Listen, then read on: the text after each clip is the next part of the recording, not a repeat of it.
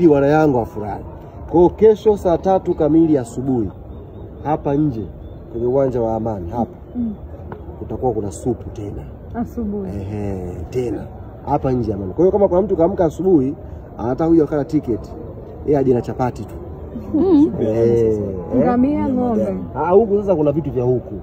Huku tumecheza na bahari, tumecheza na bahari. Tumecheza na bahari, kwa seafood, tumecheza na bahari. Kwa hiyo kesho asubuhi hapa uwanja wa Amani watu wote waje kwa ajili ya furaha endelevu. Kwa hiyo tumesema Unguja kwa siku maalum, mgenzi ameliandaa jambo vizuri, kwa wakaribishe wana Yanga wote wa Unguja. Kesho supu tena ipo hapa. Sababu Zanzibar wamekuwa na bahati, bango la kwanza limesimama kwenye ardhi hii.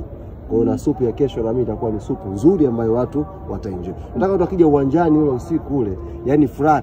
Mimi hivi Yanga sisi tunafurahi. Yani mimi nilikuwa ni uwezo wangu hawa Singida hawa.